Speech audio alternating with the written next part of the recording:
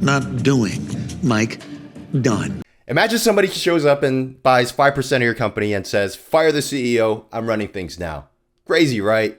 Well, this sometimes happens in what's called a proxy fight. They're essentially corporate popularity contests with the new girl trying to take down the prom queen.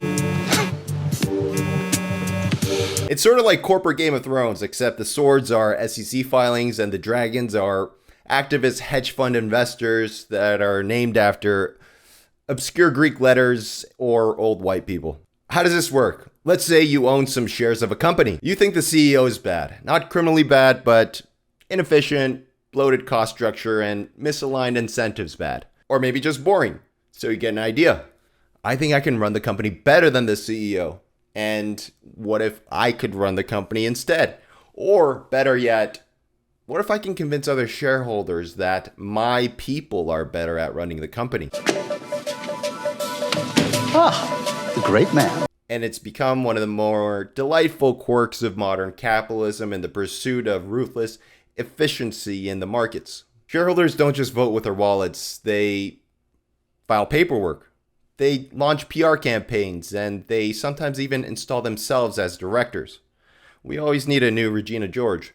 So what is a proxy fight? Let's start with the basics. Public companies are controlled by a board of directors, and they're elected by shareholders, people who buy the company, little bits of the company. Buying and failing to do the same for your general. Management and employee report to the board, and shareholders vote on who the directors they want to elect, usually once a year by using proxy ballots. Normally, this is a pretty boring formality.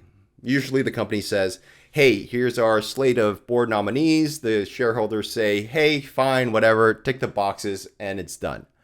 But sometimes activist investors show up and they say, actually, I'd like to nominate my own slate of people. Your people suck. That's when you get a contested election for the board director seats, what's called a proxy fight. Now, that sounds pretty civilized, but it's actually a proxy war. I know your story as much as you know mine, how you came from nothing. It's a bunch of nerds trying to fight for popularity, like class president. There's press releases, counter press releases, white papers, websites with bold font and serious sounding URLs like fixbigsteel.com. There's shareholder town halls, and there's concerned looking investors making videos in front of bookshelves explaining governance to you.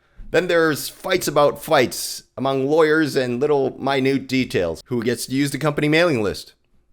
Can shareholders e-sign their vote? How many words can you put in the campaign letter? Hotly contested, but a lot of annoying lawyers being hall monitors about stupid rules. And at the end of it, you have a few thousand people, mostly institutional investors, who can cast votes for whichever group that they think will make their stock go up so that they can make money. I am a monster. This is finance as democracy. Awkward, flawed, and very expensive. And somehow it's weirdly fun to watch when there's a lot of drama. The activist investors often frame themselves as these shareholder superheroes. They are here to unlock value, trim the fat, and fire the underperforming CEO. Sometimes they do aggressive things like split up the company or push for a stock buyback. They often claim that they're the voice of the small investor, but that's not entirely true. Activists typically buy large stakes of the company and act in ways that advance their own interests. And if you're lucky as a shareholder, it might overlap with your interests as well. Carl Icahn, for example, made a career out of this.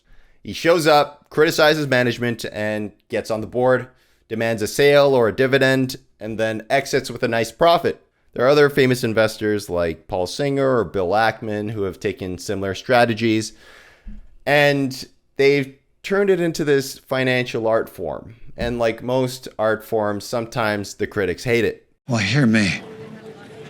Game's not over, buddy boy. They're predatory. They're like lions looking for the sick, weak zebra to pounce on.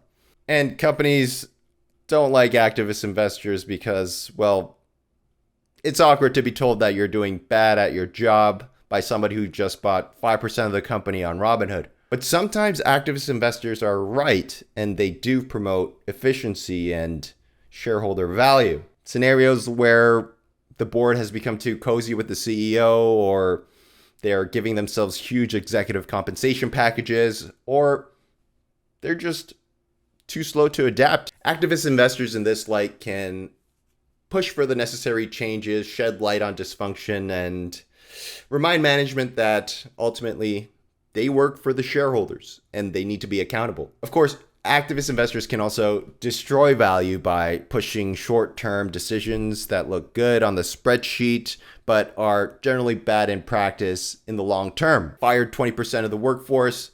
It's going to look great for this quarter, but who's going to design the next product? Then the next activist can come in and continue this Darwinian cycle until they suck the company dry. I bought up enough shares of your company to take 3 board seats. With that, I'll have the power to oust you. Okay, let's zoom in on a case study. 23andMe. Yeah, the genetic testing company. In a twist, this company CEO and W whatever tried to take the company private. And when she did this, all 7 of the company's independent directors resigned. Why?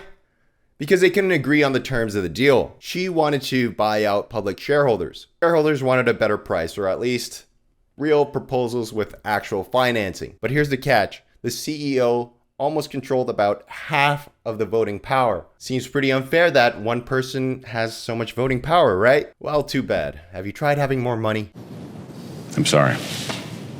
This is where things get tricky for the directors who have a fiduciary duty to protect their minority shareholders while also doing what's best for the company overall. But the CEO had the leverage to make their lives very miserable, and in the end, they quit. This is an interesting case because it's not a proxy fight per se. It's like a reverse proxy fight. Instead of the shareholders firing management, the management actually pushed out the board. Get me Bach. It's a useful reminder that corporate governance gets really weird sometimes, especially when founders have controlling voting power. You can have all the structures in place to make sure that the voting process is fair and democratic, but if the founder owns 49% of the votes, your fancy independent board is more of a suggestion than an authority. Laws are more or less, this is not legal advice, as long as you're not doing anything super unfair or crazy, do whatever you want. It's kind of like a super hands-off, borderline negligent parent. Trying to put a read on me? Steady hands. Sometimes proxy fights get weird. Listen, Netflix, if you want the next corporate drama, I have a pitch for you. Hedge fund managers trying to be activists write these open letters filled with passive-aggressive barbs. CEOs retaliating with shareholder webinars that feel like hostage videos. Or in one memorable case, a proxy fight where the activist nominated his mom to be on the board. He lost, but still. There's also this subgenre of celebrity proxy fights, like when activist funds target your favorite company with beloved brands. Picture a hedge fund trying to break up Disney. Or imagine trying to unlock shareholder value at Tesla. You show up to an annual meeting and maybe suggest that Elon Musk should spend a little less time with Trump and a little more time on the company, and all of a sudden you're in a meme war on X. Let's recap the truly insane part here. In the right circumstances, you can literally fire your boss and replace them with somebody else, like yourself.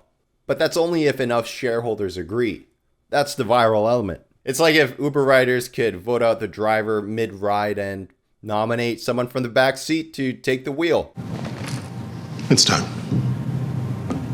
It's chaotic democratic capitalism, and sometimes it works. For this to be successful, it takes convincing people. So there's this human element to democracy that is mixed in with ruthless efficiency. And with this human element, there's this psychological, sociological, anthropological, and even philosophical element. And that's the essence of drama, human conflict. Yummy.